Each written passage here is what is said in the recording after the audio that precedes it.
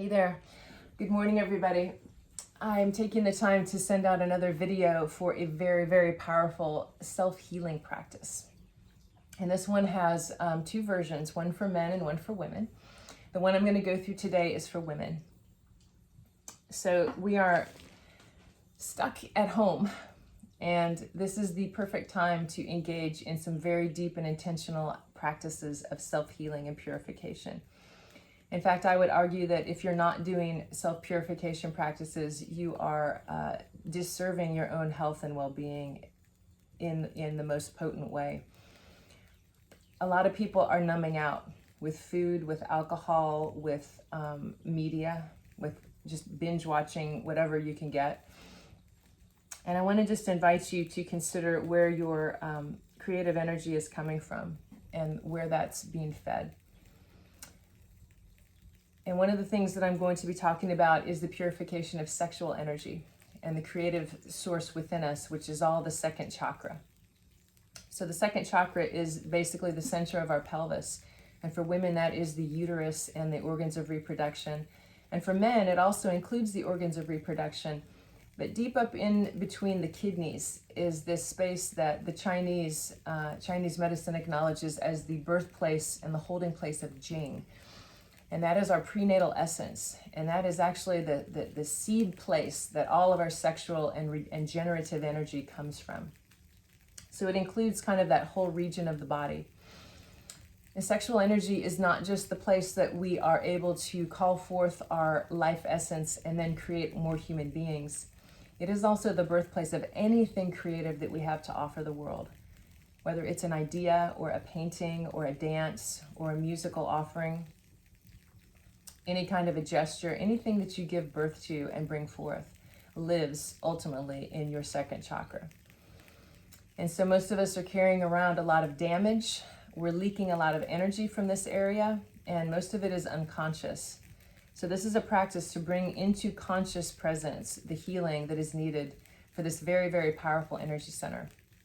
So if we don't have enough cleansed and integrity, solid, pure energy in this part of us, the chakras up above, the heart, the manipura, the self-esteem, the voice, the third eye, the crown, none of this can really flow because it keeps us very stuck down into deep desire and lack. And this is the birthplace and the root of all addictions. So if you have any addictive patterns or addictive tendencies, which most of us do, the second chakra is what needs to be healed first and foremost. And so what I've got going here that you might hear crackling is a saltfire. I've got a copper bowl and it's filled with Epsom salt and sea salt. And then what I've done is just pour some high proof alcohol. This is 100 proof vodka. It's just cheap, shitty vodka, but it's got a very high alcohol content. Anything that's 100 proof or higher will work. And what you do is you pour enough vodka over it to saturate the salt and to leave a small floating layer of liquid above it. And we light it. You'll want to use a long stemmed lighter like this because you'll need to hold it in contact with the flame for quite a while. And then you'll start to hear the alcohol ignite. And this is a very, very powerful flame that we're working with. This is much different than the fire that's burning behind me. This type of flame is an alchemical fire, and it burns much hotter than wood. And anytime that we're working with this kind of fire, we are activating the spiritual aspect of the flame. And it is a very, very powerful and potent transformative aspect. So when we burn this kind of a fire and we're speaking our prayers into the fire, it completely changes and cleanses the energy in the room. And it completely cleanses and changes the energy of any items around, as well as catalyzing your prayer. So to begin this ritual, you're going to need to take some time to write out a healing prayer for yourself, where you are naming specifically and calling back to yourself the power that you have lost through past relationships, through past sexual abuse, through past sexual trauma, through past attachments to certain people, to events that have happened to you, and anything that caused you to leak or give away your creative energy or your sexual energy. And this can even include a traumatic childbirth experience. A lot of women have very, very traumatic experiences at the hands of Western medicine, where we are treated like almost like non-human. It's a cold, overlit room. There's all of these processes and there's no prayer. They're not honoring the sacredness of the act. It's all just completely stripped down to clinical, biomedical processes. And I work with a lot of women who have had very traumatic experiences, even though the pregnancy and the baby turned out okay. They're left with very, very deep emotional and psychic and energetic scars based on that. So if that resonates with you, if that's something as part of your past, this is the process for you to help heal that as well. So in your prayer, you're going to begin by saying these words exactly. Standing in this ever-present moment of now, standing in my I am presence, I call back to myself all of the energies that I've leaked out, that have been stolen from me, that I have given away, and that have become entangled with other people, other events, and anything that is causing me to be disconnected from my second chakra. And adding to that, you can use any language that you want. You can pray to any deity that you want. You can include any god or goddess or the Mother Earth herself. But it's very important that you specifically name the partner or partners or events. You have to use our voice and we have to speak these things out loud. This is a prayer that you will write down because it's likely going to be a little bit long, too much to remember, but then you're going to actually read that out loud to the fire. And as you do so, you are going to be literally catalyzing the energy of that prayer out into the spirit world, and the spirit world is going to answer you back. Now, this type of flame is very powerful for changing the energy in the room. It completely clears negative energy and dark energies. And it's also going to purify the items that are around the altar that you've set. And so the thing I've got here, this is called a yoni egg. And this is made of pink quartz. And this is what goes up inside the vagina. A lot of women are working with yoni eggs now. Western medicine knows them as the Kegels weights. They can be used to strengthen the pelvic floor and to very much heal the sexual trauma from any cause, from actual sex, from misuse of sexual energy, from having sexual energy drained. And this deeply connects us to a healing process within our own body. For women, this is the deepest part of us. This is the deepest internal part of our life energy, is the womb and the pathway into the womb. So when we're working with yoni eggs, this is a very, very powerful way to cleanse and purify and also heal your womb and your sexual organs. So when we offer this up to a cleansing fire, we are cleansing the egg. And then you're going to put this egg inside of you for a day and a night. And after that process, you're going to clean it off with soap and water, and then sit back down to the fire once more to speak your prayers.